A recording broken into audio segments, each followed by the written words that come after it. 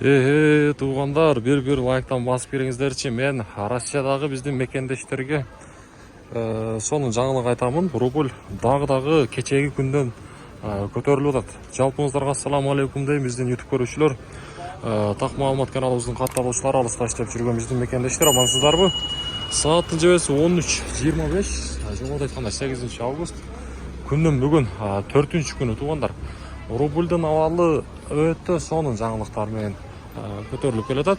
Мынага Байчу банктан баштайын. Бул жерде сатып алуу боюнча айтсак, доллар 85-40ка көтөрүлүп калыптыр, евро 92-80, рубль болсо көрүп турасыздарбы? 0,985 деген. Коммерциялык Кыргызстан банк болсо доллар бул жакта 85-50, рубль болсо 0,98 деген бул жакта. Өтө сонун жаңылык туугандар, көрдүңүздөрбү? Айттырбай ар бириңиздер мына ушул рубльдун көтөрүлүшүнө дагы бир лайктан басып коюңуздар. Буюрса рубль дагы көтөрүлөт деген жакшы ниеттебиз.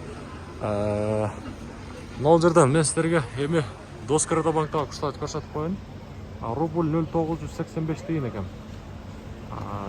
Доллар болсо 85-30. Өтө сонун жаңылык. Акча алмаштыруучу жерди көрөлү, валютчиктер, обменниктер. Рубль бул жакта дагы 0,98 деген, доллар болсо 85-50.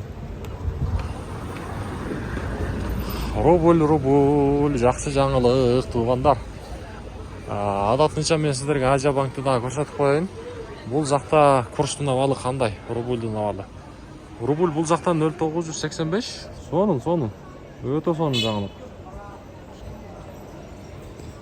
Ушундай жакшы жаңылыктарды көрүп тургуңуздар келсе, буюрса биздин каналга катталып койсоңуздар, ушундай күнүмдүк так маалыматтарды көрүп турасыздар.